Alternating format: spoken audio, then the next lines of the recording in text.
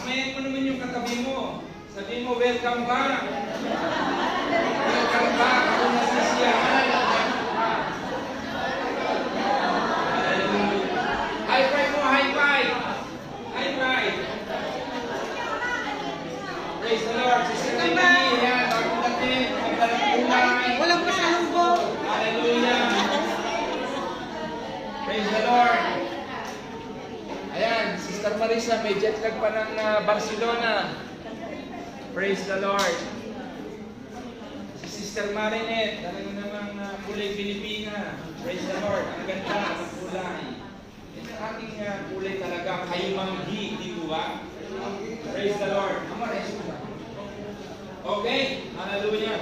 Are we ready? Ready na po ba tayong lahat? Amen. Are you sure? Amen. Okay, kanino sa iyong katabi? Ready ka na ba? Ready ka na ba? Game na. Okay, palakpakan po natin si Lord. Hallelujah. Yan. Gusto natin ganyan.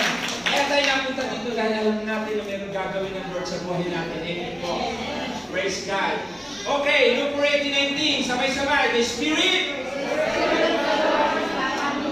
Because He has anointed me to preach the gospel to the poor, He has sent me to heal the broken-hearted, to preach deliverance to the captives, the recovery of sight to the blind, to set at liberty them who are bruised, and to proclaim the acceptable year of the Lord. Our God is Jesus, the Anointed One. Amen? Hallelujah. Okay. J.A.1 Culture, basan niyo po ba? Okay, declare it. I am.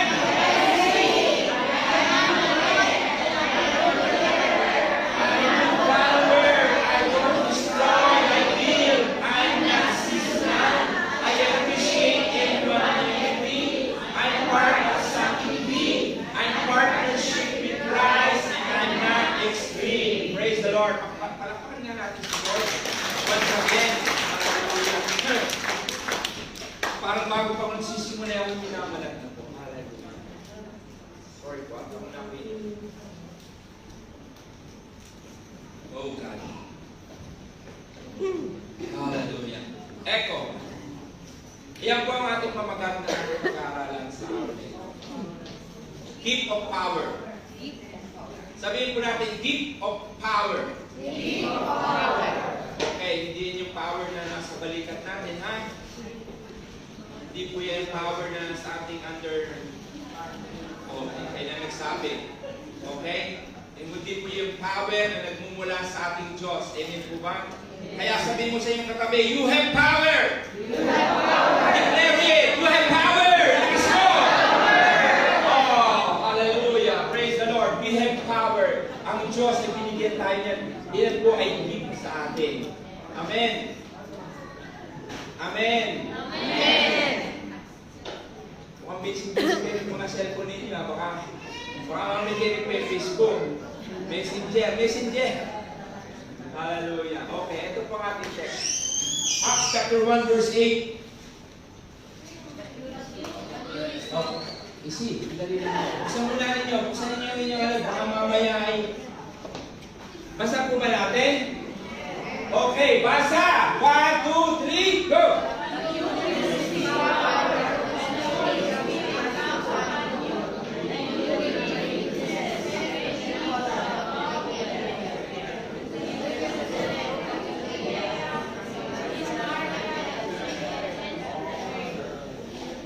Praise the Lord. Ang Diyos po mga papunay. Sabi niya, but you will receive power. Tatanggap po daw tayo ng Power. sa Tagalog. Galing yung Tagalog ah. Praise the Lord. Tatanggap tayo ng kapangyarihan when the Holy Spirit comes upon you. Kung ating pong isipin, kapag ang banal na Santong Espiritu ay nasa atin, ang banal na Santong Espiritu po, yan po ang nagbibigay ng kapangyarihan sa atin. Power is in this. And you will be my witnesses. Sa Tagalog, tayo nga po daw ang kanyang magiging saksi. Hindi po yung mga nandun sa labas, ha? Hindi po yun. Tayo mismo ang kanyang magiging witness. Ang magiging sasabihin natin sa mga tao, telling people about me. Sino po yung me na yun? Si Jesus Christ. Everywhere, kung saan-saan lugar. Kaya nga pong sabi dyan, in Jerusalem, throughout Judea, in Samaria, and to the end of the earth. Buong mundo na ang sabi dito ng bawat isa sa atin na tayo binigyan ko ng kapangyarihan na ito upang inayag natin ang kapangyarihan ng ating Panginoong Jesucristo. Amen po ba? Okay. Bibilisan ko po at ito po medyo mahaba. Ito ay 4 na page. Hallelujah. Bible study po ulit tayo ngayon. Eto, sabi ni Jesus Christ dito, Nevertheless, I'm telling you the truth. It is for your benefits that I go away. Di po ba sa isang kapatid, pamilya, magulang, pag po tayo meron halimbawa ay may pupuntahan kapag-anak natin or something, no? O kapatid natin, aalis sa bahay natin, minsan nalulungkot tayo, di po ba? Yung ibang kulang, kasi tayo mga Pilipino, hindi tayo sanay na yung kultura po natin, lagi tayong unite. Lagi yung, naiintindihan niyo po ba sinasabi? Pagka, lalo na yung mga magulang natin, ayaw na tayo mga magkakahiwalay, di po ba?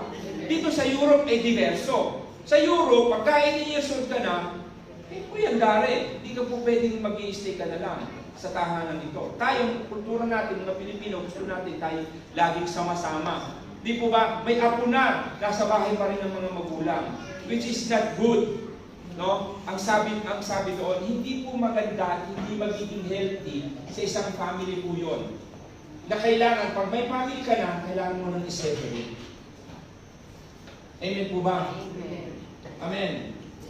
Kaya po talaga nakaseparate niya. Sabi nga ng mga napapakinggan kong mga katuruan noon, hindi po pwede magsama ang dalawang hari sa isang tahanan, sa isang bubong. Amen. At iyan po ay isang bagay na para po tayo matuto at tumayo sa sarili nating praise the Lord. Amen. Kaya masakit man, kailangan natin silang turuan. Amen. Yan po yan ang alam ng mga anak ko. Alam na alam po nila yan. Kaya po sila medyo may allergic sa akin. Pero ang ginagawa ko for their benefits. Sa kanila pong ikauulan, hindi sa akin. Kasi matututo po nila at matututunan. Amen po. Darating ang araw na kayo na rin ang magbabayad ng bahay, kayo magbabayad ng espesa, ng kuryente, ng gas, ng pagkain ninyo. Amen. Ngayon, okay pa sila sa amin. Basta nasabi lang, magtrabaho kayo, kailangan magtrabaho. Hindi po pwede kainag ka lang dyan. Pag nangawit sa kabila, sa kanan. Pag nangawit sa kanila, tatayo ka rin. At baka ikaw ay sumakit ang belo. Kailangan maghanap ng trabaho. Kailangan natin niyang matutunan. Eto, balik tayo dito. Ang sabi dito ni Jesus Christ, I'm telling you the truth. Sinasabi ko sa inyo ang totoo. No? It is for your benefits. Para sa ikabubuti ninyo. Kaya sa magiging mga anak ninyo, mga 18 years old pa lamang, sabihin nyo na, para yan sa'yo, hindi para sa akin. Yung aking part, nagawa ko na para sa'yo. Ngayon, you will do the rest. Ikaw nang bahala. Because if I don't go away, sabi, ba't hindi ko umalis? Hindi. Buti lang, di sinabi sa akin ng mga anak ko, ba't hindi ko umalis? Sabi dyan, because if I go away, no? Joke lang yun. Kailangan ginigising ko. Okay? Because if I don't go away, the counselor, yan po ay sa amplified version po yan. Ang counselor, sino po ito? Holy Spirit. Okay? The counselor, helper, advocate, ang nag-i-intercede. Yan po ay lahat. Kung mababasa po natin ang Bible, maraming version. NIV, ESV, New King James, King James, iba't iba po sila. Mayroong ginamit silang counselor, may ginamit po silang helper, may ginamit na advocate, may ginamit na intercessor. Ang Holy Spirit na siya nag-intercede sa atin. Siya nagbibigay ng Power. Ay, ba't wala na yata? Power. Oh, hallelujah. Will not come to you. Hindi raw papapa sa atin ang Holy Spirit kung si Jesus Christ ay nandito pa. Okay? If I go, I will send Him to you. Pag siya'y umalis na, at sa Kanya imamanda ang Holy Spirit. Kaya ang sabi niya doon sa ating text, huwag muna kayong maalis ng Jerusalem sa Samaria. Diyan muna kayo, stay lang kayo dyan. Intayin ninyo at ipapadala ko. Di po ba? Kasarap naman po talaga ng mga ganong na tayo may inaasahan na may darating. Amen. Na kahit yung hindi mo alam kung ano yon, pero iniisip mo, kaya yung darating na yon. Na-excite ka na. Di po ba? Excited ba kayo? Amen. Okay, praise the Lord. Ito pa, ang sabi dito, but the Helper, ito na, the Holy Spirit, whom the Father will send in my name. Sa pangalan ng ating Panginoong Kristo. He will teach you all things. Katulad ng ating mga natututunan about the book of life, which is the Bible, na siya magtuturo sa atin. And all things, lahat ng bagay, hindi lamang one thing, two thing, marami ang bagay na ituturo sa atin ng Biblia at ng ating Panginoong Kristo. He will teach us all things to bring you to your remembrance all the things that I said to you. Upang ipaalala. Napakasarap po naman talaga niya. Pag naaalala natin yung mga bagay na ginawa sa atin ng Panginoong Kristo. Amen po ba? Amen. Napakasarap alalahanin. Yung tayo hinango niya. Sa karumihan tayo nilinis. At tayo narito tayo pinupurify ng Lord. Nobody's perfect pa rin para sa atin. Kahit kami na nagtuturo dito, we are not perfect. Tayo tinuturoan ng Lord. Amen. Tayo kanyang nililinis. Pinupurify tayo para pag tayo kinuhanan niya, malinis na tayo makakadating sa Kanya at kasama niya. Amen? Hallelujah. Bibigyan ko sa inyo, kaya napapahigap na. Hallelujah. Okay, the Bible tells us the victory over Jesus Christ. Ayan na, simula na po tayo. Ito po ay 5 illustration lang.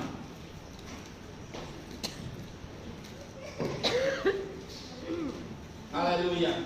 Our Lord Jesus Christ won the victory on the cross in Calvary. Napagtagumpayan niya po niya ang krus ng Kalbaryo para sa atin. Yan po ang kabutihan ng, yan po ang kagandahan ng salvation. Meron po akong isang napakinggan na preaching. No? Meron po siyang isang lasinggero. Halos sira ng pamilya niya, nabaon sila sa utang, nagkahiwa-hiwalay ng pamilya niya dahil sa kanyang ginawa. Na siya ay naging una, pabarbar lang, patigim-tigim lamang ng alak hanggang sa siya ay naging alcoholic. Then one day, mayroong isang nag-imbita sa kanya. No? May nag-imbita sa kanya na makinig sa isang preaching. Nakapo lamang siya sa dulo. Pinakikinggan niya ang isang preacher. Nakikinig siya, no? Habang siya'y nakikinig, sumigaw siya. Nasa kalagitnaan ng preaching. Ang sabi ng lalaki, Jesus! Jesus! Jesus! Para siya si Bartolome. Jesus! Ngayon, yung mga nasa likod, hindi siya pinapansin. Hindi siya pinapansin, walang sumasaway sa kanyang pagsigaw. No? Then, ang preacher na yun ang lumapit. Ang sabi niya, bakit ka sumisigaw? Ang sabi niya, wala, pinakikinggan ko lamang yung preaching mo. Nang sabi niya, nung sabi ng preacher, kailangan mong masing. Ang sabi niya, hindi na. Hindi na. No, you have to receive Jesus. No, hindi ko na kailangan. Hindi ko na kailangan, ang sabi niya. Pag nasabi ng preacher, nagpipilit na, sabi niya, no, hindi mo akong pilitin. Dahil nadinig ko sa sinabi mo. who calls upon the name of the Lord will be, praise the Lord. Ngayon, sabi niya, 4 na beses ko naman tinawag ang pangalan ni Jesus Christ. So, saved na siya. Kita niyo yung kapangyarihan na yun, yung pangalan ng ating Panginoong Kristo. Di ba? Nasa Bible yun. The name who call upon the name of Jesus will be saved. Yung tumawag lamang tayo. Si Bartolomeo, nung talagang desperado na siya, bulag. Di ba? Nang sabi niya, eto pa, nung nag-aaral ko si Rev Jano dito, ako usually nagtatanong sa mga taong ipinag-pray, anong gusto mong ipag-pray ko sa iyo? Yung isa kong tinanong, sabi niya, alam na ng Lord kung anong hihilingan ko. Yes, pero pinasasabi sa akin kung ano ang gusto mo. Kahit si Jesus Christ din naman, tinanong niya si Bartolomeo eh. Doon desperado siya. Basahin niyo sa Mark chapter 10, kung hindi ako nagkakamali. Tinanong niya, Bartolomeo, anong gusto mong gawin ko sa iyo? Ano sagot ni Bartolomeo? Gusto ko po makakita. Jesus Christ, He is the all-knowing, the omnipotent, and the omniscient.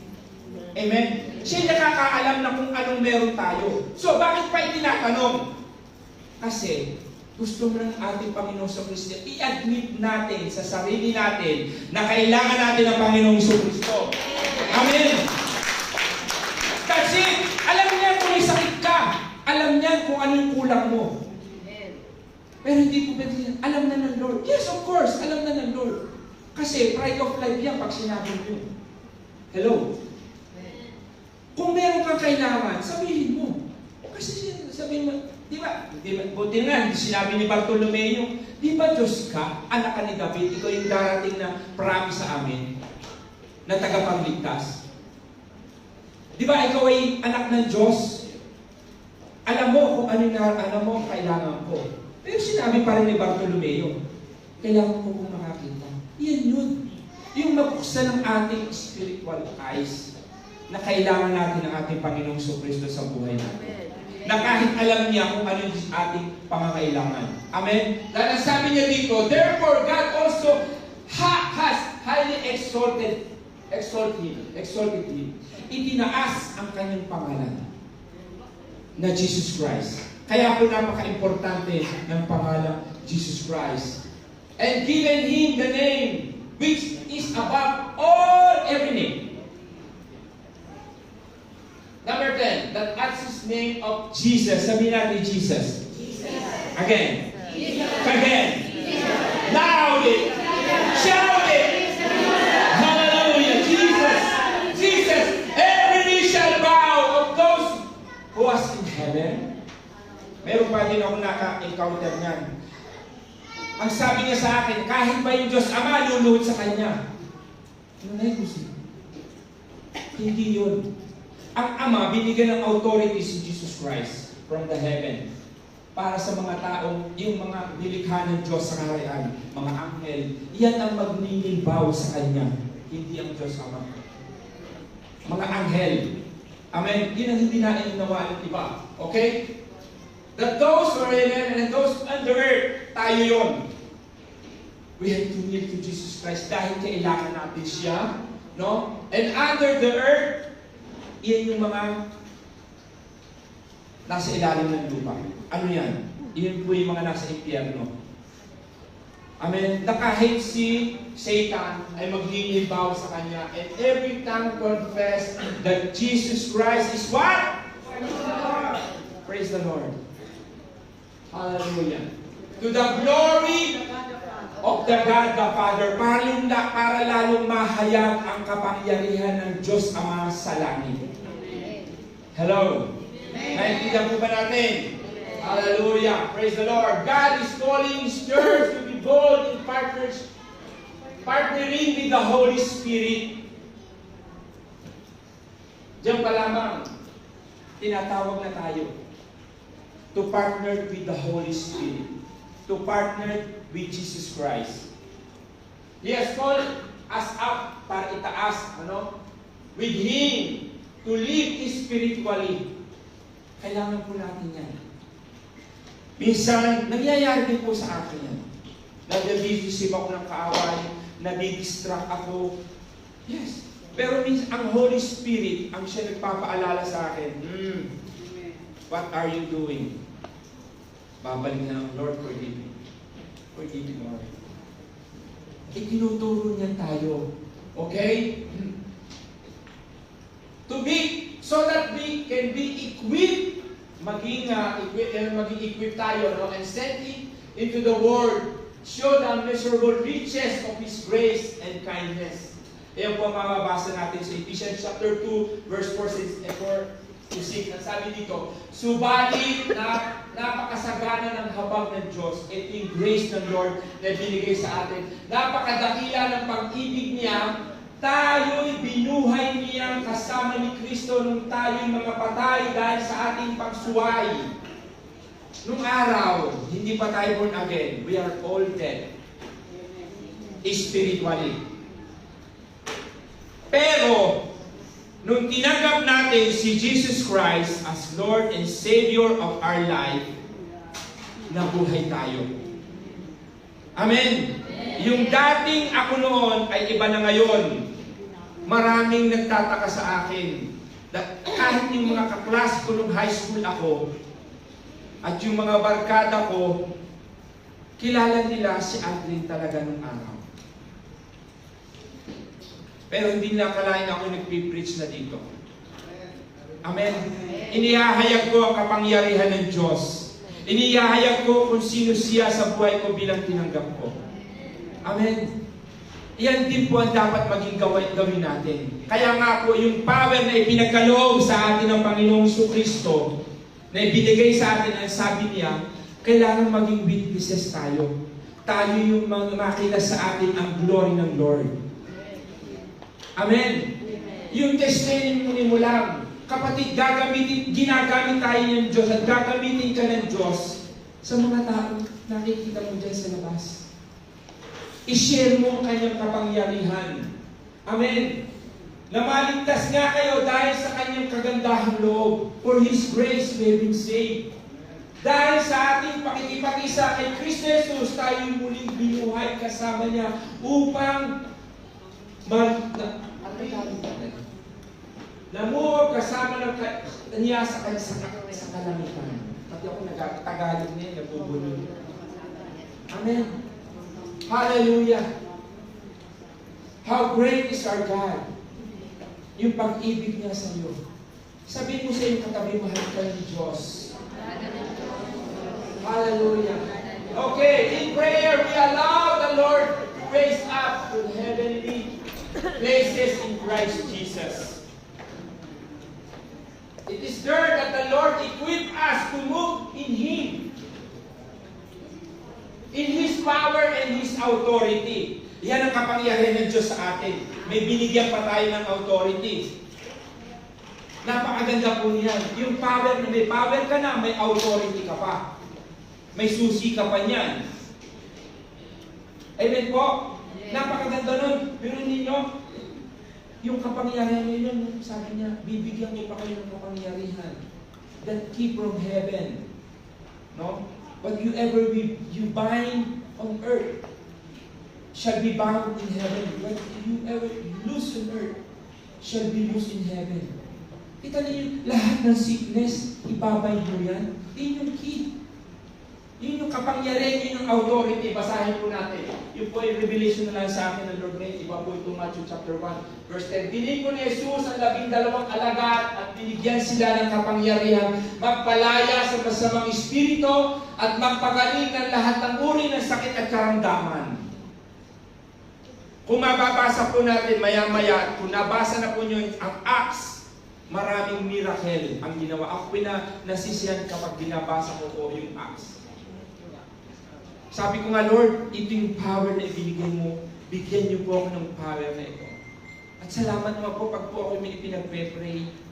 Hallelujah. Sabi ko nga, ito yung kapangyarihan ng Diyos na ipinakikita niya sa mga anak niya nagtitiwala sa Kanya. Amen. Alam ko kung kayo nagtitiwala sa Diyos, kaya hinginin niyo kung anong gusto niyo sa Kanya. Amen. Hindi, sandali po. Punta muna kay Pastor. Pagpeparin muna. Pagpeparin muna. You have power. You have authority. Binigyan ka na nga niya. Ano? Pinagaling niya ang mga may sakit at buhayin ang mga patay. Mahirap lang yun. Naalala ko po nung kami, dinalo kami dito sa morgue, yung namatay aking kapatiran. Tatanda po niyo yun? Ilan yung hilera doon? Ha? Ang dadaanan mo, patay. Dito patay. Dito patay. Nawala po ang takot. Buti na lang, nawala ang takot. Ako po yung malaking pasasalamat ko po yung Reverend John sa totoo lang. Yes! Siya po yung kumbaga, talagang umaayaw na ako. Red, pa yung kasama mo dyan. Ayaw pumunta ng ospital. Hindi para sa akin yung ospital. Dito na ako sa bahay. Hindi, Pastor, sasama ka sa akin. Ay, siya po bang address niya? Napilitan ako. Siyempre, utos yun. Susunod ako sa kanya. Mag-pray tayo dito. No? Pero yun naman, talaga naman mapupunta. Iba po ang ano tawag doon? Yung mga ICU. ICU na nga. Ano? Talagang makikita mo itsura nila. Tubo dito, tubo doon, tubo dito. Kung saan-saan tubo na naglulusutan. Ay, mahalin ko. Ay, pa ito. Kaya sabi niya, dito tayo mag-pray. Pray ko na lang. Dito na nga ako yung pumasok dyan. Pero hindi, sasya ka sa akin. Talagang salamat sa kanyang buhay. Nawala ang takot ko, kaya pala may purpose yung mga ganung bagay para ma-overcome mo yung fear mo. Amen. Kasi sinasabi nga, nasa Bible, yun din ang tumatak sa akin isipan, ano? For I am not giving you the spirit of fear. Di ba? Hindi yung power, yung tapang. Amen. Ito yung lalakaran mo, patay. May kulang-kulang. Ha? Wag. Hindi. Yung ibang walang kulang po doon. Italyon ha? Ano sa thinking? Kaya sa thinking, gusto ko itulak eh.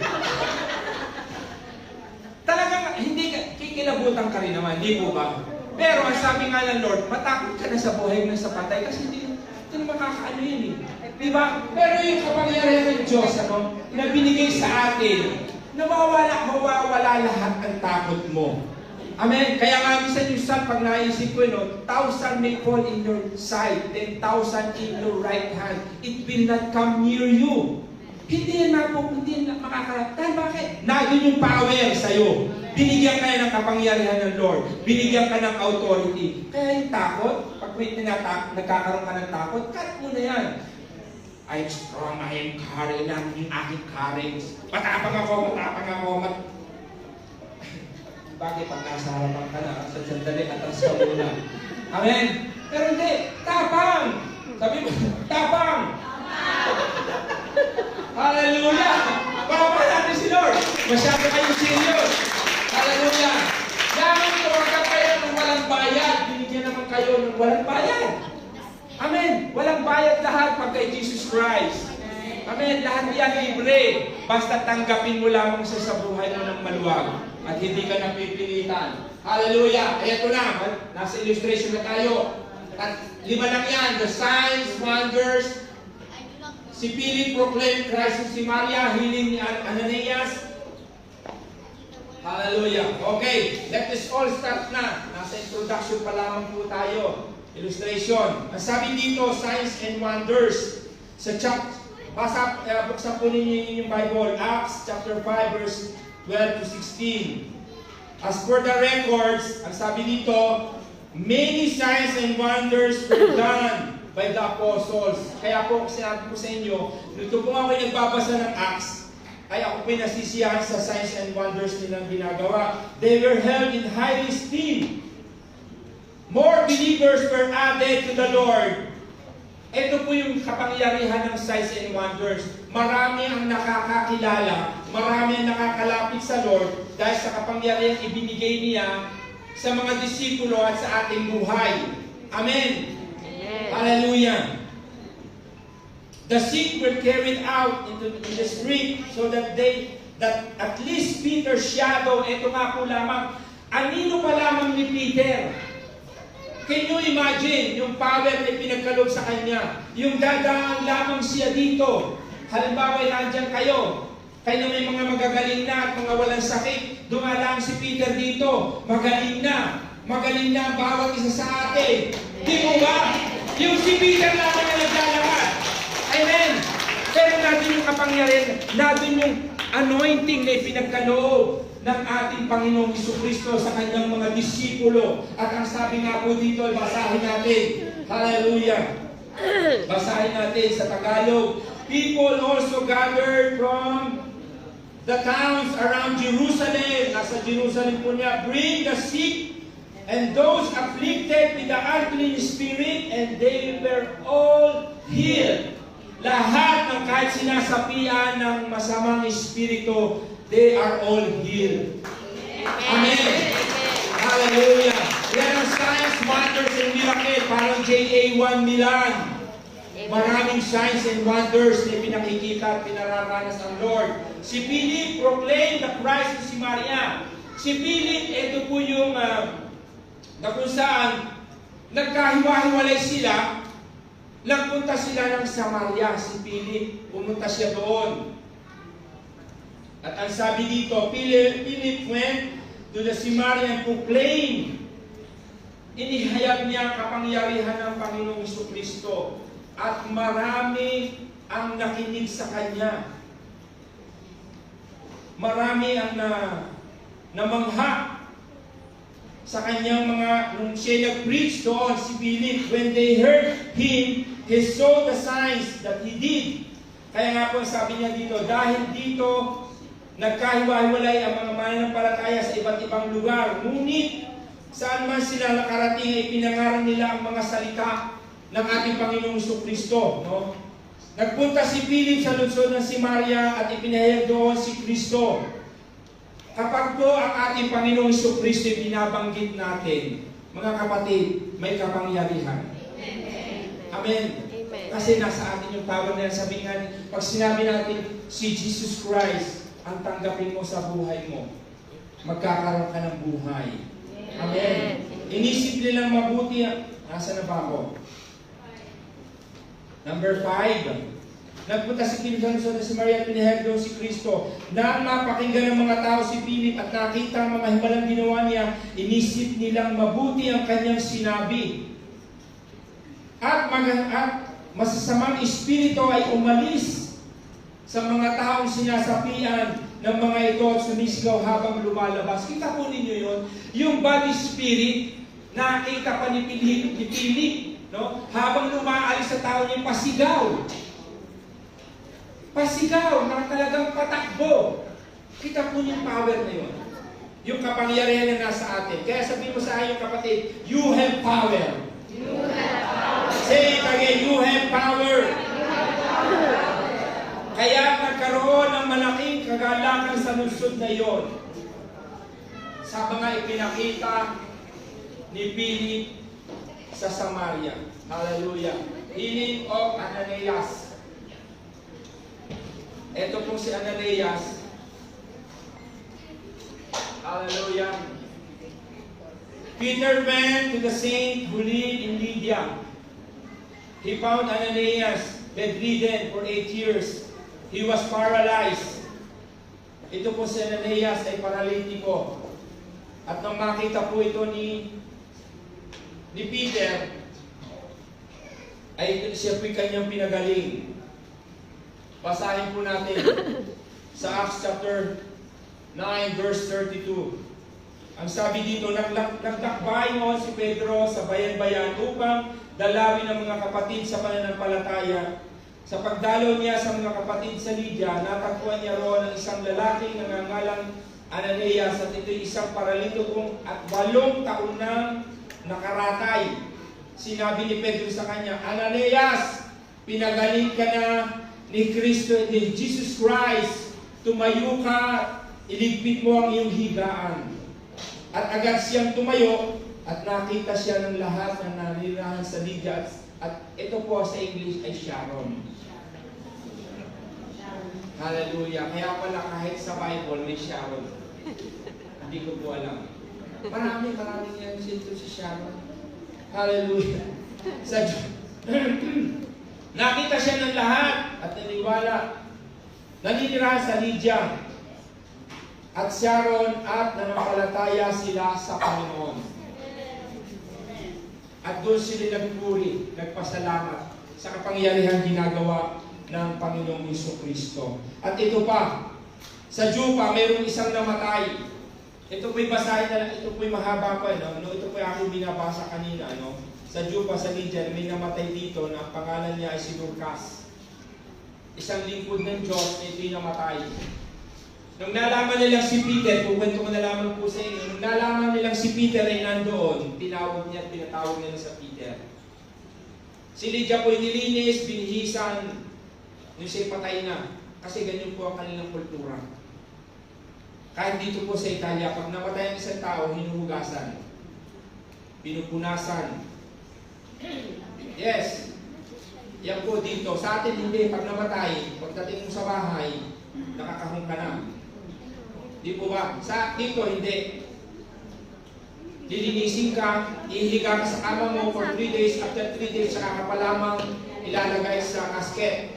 Amen po ba? Nakikinig po ba kayo? Amen. Ganyan din po pala sa Israel. Lilinisin ka, bibihisan. And after that, babalutin ka na ng cloth. Bagay ba, maaaring moderno na ngayon. Hindi na cloth, maaaring ilalagay ka na sa casket. Amen. Eto si Peter, sinabi niya, pinababa niya lahat ng mga tao, pinaalis niya. At nanalangin lamang siya, ipinanalangin niya si Dorcas. Bigla nagmulat ang kanyang mata. At maraming nagulat at nabuhay si Dorcas. Amen po. Ito po yung kapangyarihan ng Diyos sa atin. Amen. Si Paul, healing in Lystra. Lystra, there was a man crippled from birth and he had never walked. He listened to Paul. Ito po, dito po ako siyang-siye. Nitong si Paul, no? Mayroong isang bata rito. Alam po natin yung siguro ito yung Napoleon. Napoleon po itong batang ito. Kasi bata pa eh. Nung siya isinilang. Ako pinakakita na rin ng ganyan. Yung nasobrahan na tumaas ang kanyang lagnat. Tapos napunta sa polio. Ano? Pero sabi dito parang since birth pa siya pinanganak na. Di po ba? Pero siya, nung nandun si Paul, siya ay nakikinig kay Paul na naghahayag ng salita ng Diyos. Hallelujah. 4:8. Ang sabi dito. Nagbabasa po ba kayo? Yes. Hallelujah. Sa Lystra may isang lalaking hindi nakakalakad dahil lumpo na ito mula pa ng ito isilang. Ito pala mula pa ng siya isilang. Siya'y nakaupo at nakikinig sa pangangaral ni Pedro. Nang makita ni Pedro ng lumpo ay may pananampalataya, iyan po pala ang secret. Kapag ikaw ay may pananampalataya, kikilos ang Diyos. Kahit pa ikaw ay isinilang na ikaw ay lumpo. Amen. Kasi natin yun yung gusto ng Lord sa atin, yung ating faith. Siya'y mapapagaling. Yung pananampalataya niya, siya'y mapapagaling. Tiningnan niya ang lumpo at malakas na sinabing, tumayo ka!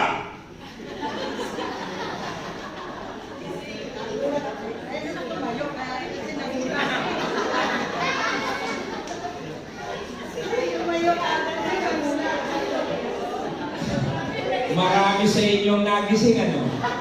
Hello! Sabi dito ang sabi ni Pedro. Hallelujah. Kung may buti na lang walang may sakit sa inyo rito sa puso. At kung meron man kayo, pinagaling na kayo ni Lord. Dahil bakit? Ang puso mo ay nag-beat. Hallelujah. At lumukso ng lalaki at nagsimulang lumakad, ay dinagulat. Nagulat. Kaya kung pagka mayroong mga mama, mininervyo sa inyo, gulatin nyo, tumayo ka! Pagkaya, sasabihin ko sa inyo, tanggal ang nervyos noon. Meron po akong tiyuhin ng ganyan at malamang na mga kanyang kaluluwa. May nervyos. Hindi mamatay yun. Hindi mamatay. May peacemaker yun eh. Pero may patay na ninang. Patay na. Yung po may nervyos. Ngayon, pagka po yun ay yung nakikita nakatuon na lang sa isang lugar, ba, nakaupo? No? Malalim ang iniisip. Ibig sabihin mo nun, meron ka ng, masyado ng malalim ang iyong, iniisip mo, no? Kumbaga, nawawala ka na sa align. Alam mo yung ginagawa ng aming mga taga-amin? Kukuha ng timba. Kukuha ng timba. Timba na may tubig. At saka yung bubuho sa kanya, di gulat. Mawawala na yung kanyang iniisip. Kasi yan po magiging part na yan po yung nagiging sign ng isang nervyos, anxiety, depression. Amen. Pag nakapokus ka na lang, hindi wala ka ng tubo. Ayaw naman yung baka naman kasi po sumobra, ay magkaroon na ng tuliling naman sa ulak, sa isip. Ikakat natin yon. Kaya sabi niya, Pastor, ikat mo yan. Amen. Kaya po mga kapatid, kita po ninyo yung ginawa niyo po. Nagulat ba kayo?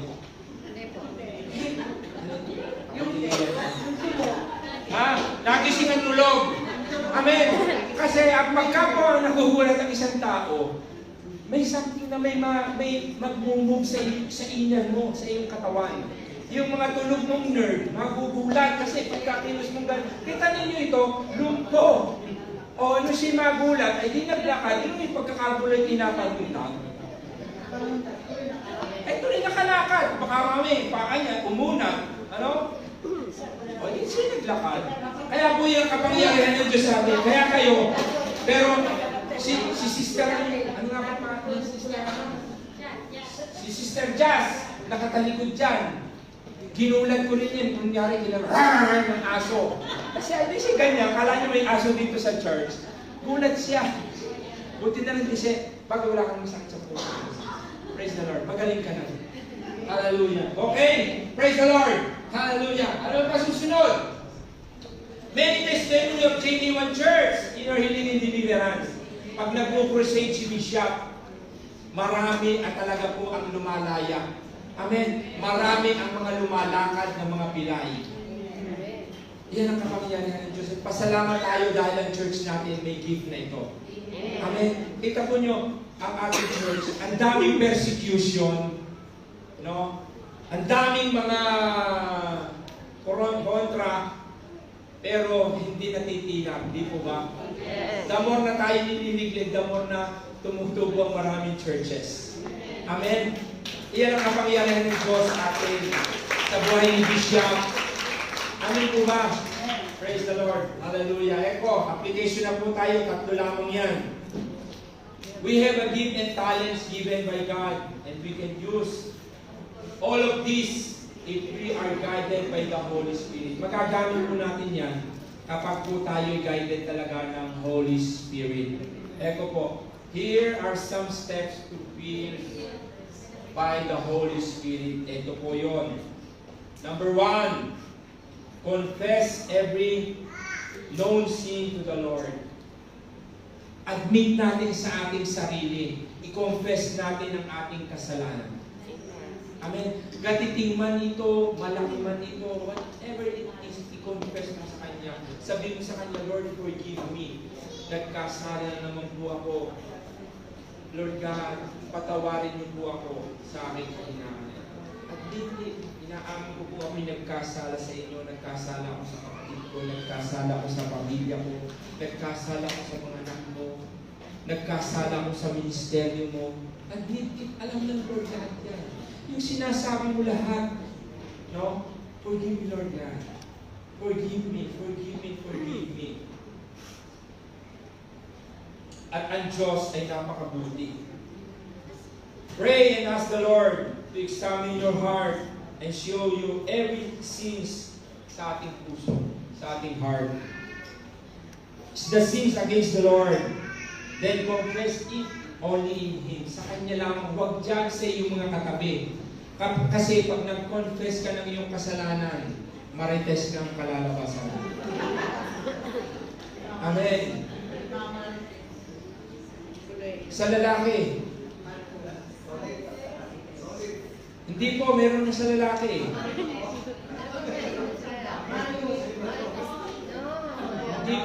Nakalimutan ko na. Hallelujah. Praise the Lord.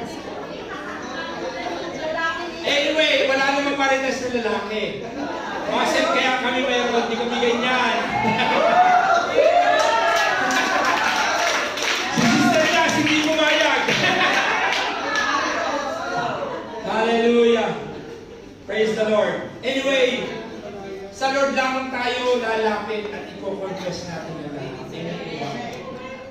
Kasi pag sa ating kapwa, yun na i-confess mo na yun. Pagdating dito pa lang itlog. Pagdating doon sa kabila, manok na, panalon. Amen.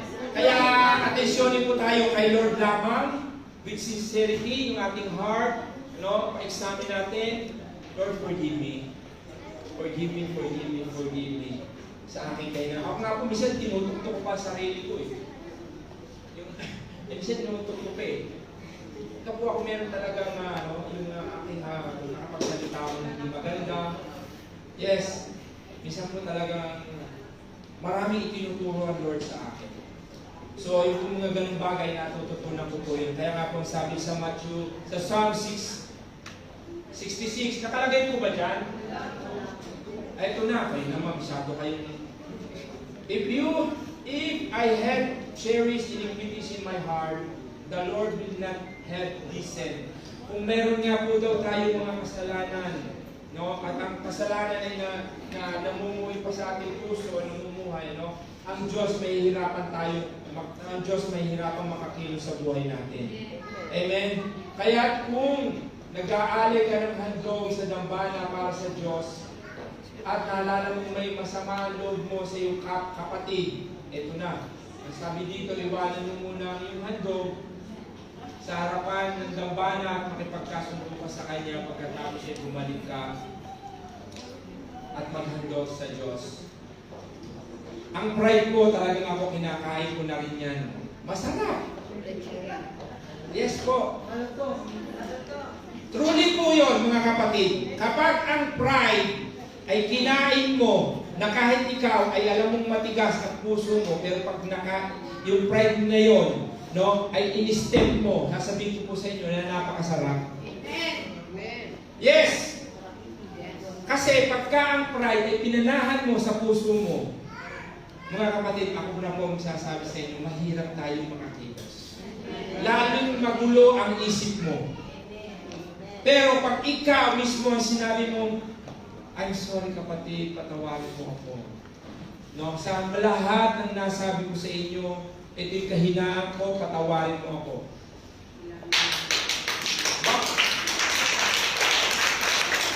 Lakas ang palakpak mo ah.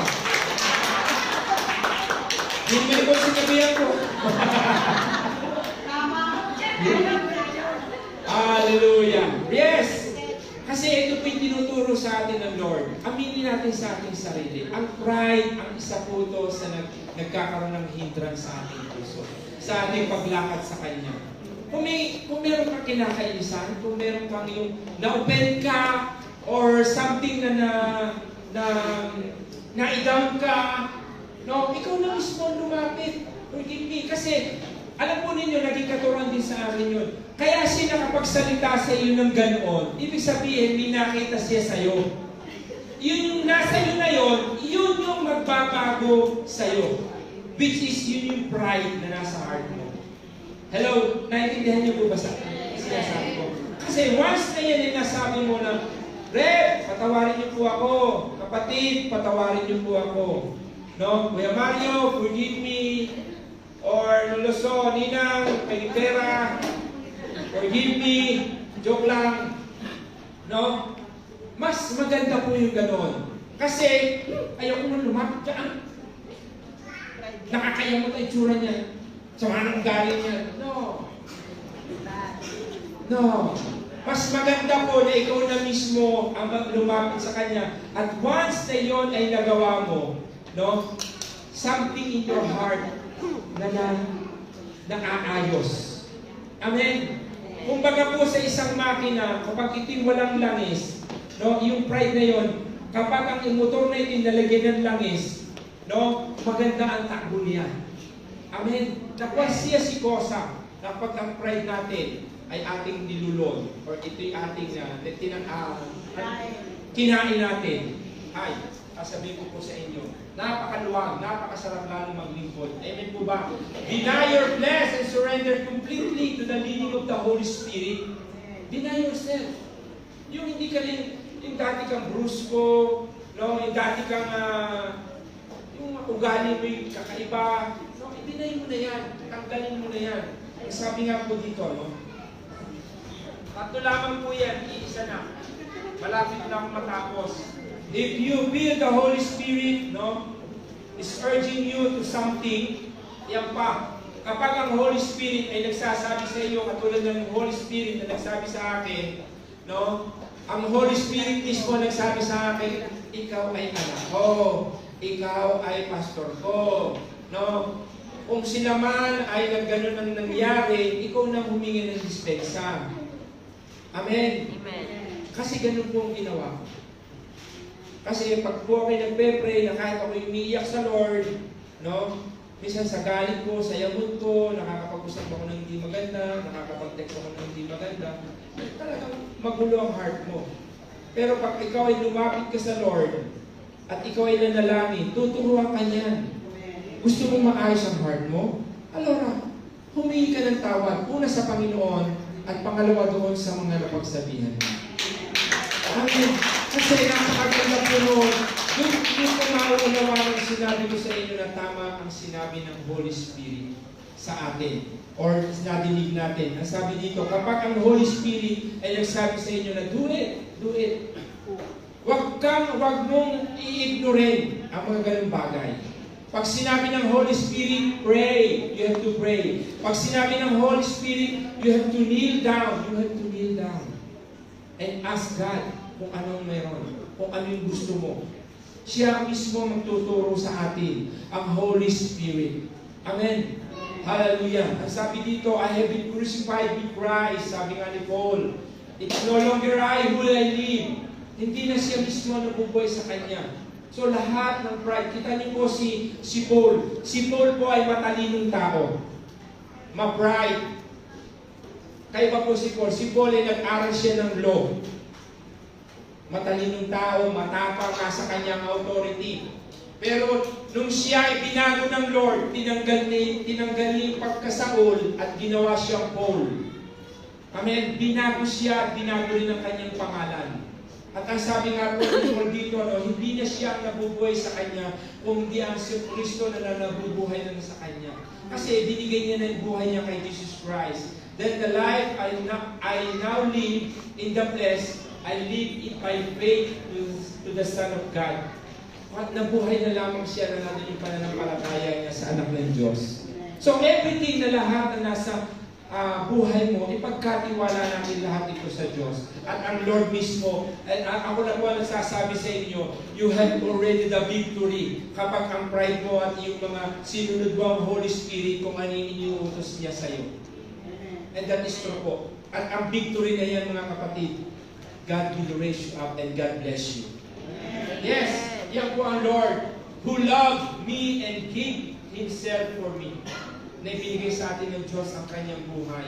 Matthew chapter 10 verse 39, nagsisikap maligtas ang kanyang buhay ay mawawala na ito. Ano pong ibig sabihin niyan? Kung ikaw sa sarili mo ay ginagawa mo lamang ito ng para sa sarili mo lamang, that is pride. Amen? Kasi niisip ko, kaya ko ito. Malakas ako. Ang lakas po natin mga kapatid, hindi po yan permanente. Dumadaan ang panahon, no? Dadaan ka sa level mo, at pag dumating ka na sa level na yon, gaganyan ka naman. Amen. Kung ikaw ngayon ay bumubuhat ng 100 kili, pagdating ng araw, 1 kilo na lamang, masakit pa ang baywang mo. Ayan po ang ibig ko sabihin. Hindi po tayo dapat mabuhay sa sarili nating galing, sa sarili nating abilidad, sa sarili nating karuman, sa sarili nating katalinuhan. Nauubos po lahat ng mga yan. Pero kung ang lahat ng kapangyarihan, katalinuhan, karunungan at kaalaman ay hindi nagbumula sa Diyos, mahirap po itong mawala dahil sa Diyos na nagtitiwala. Amin po ba? Hallelujah! At ang sabi dito, ngunit ang nawawala ng kanyang buhay, alang-alang sa akin, sa ating Panginoong Jesucristo, ay magkakamit pa nito. Amen. Makakamit natin ang lahat ng ito, mga kapatid. Kung tayo sa Diyos nagtitiwala. And the last one, hallelujah. Pray and ask the Holy Spirit to fill you.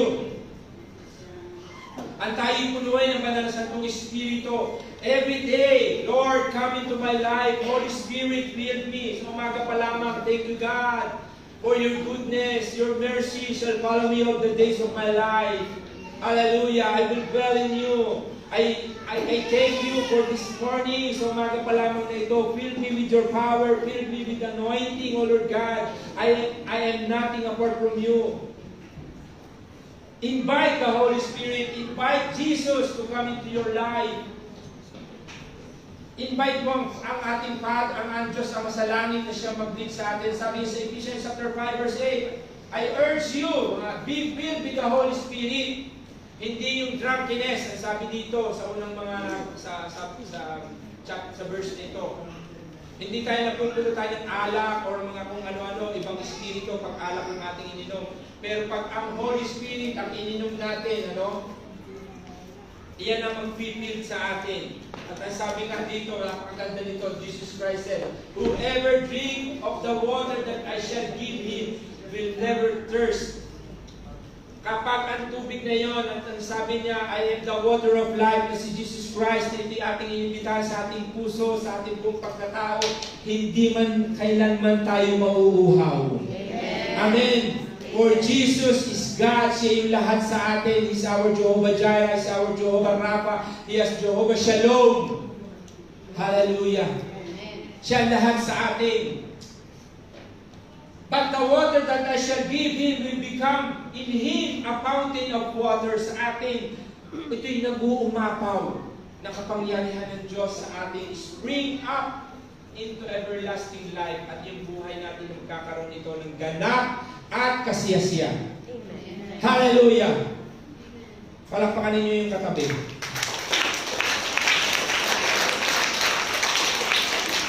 Praise the Lord.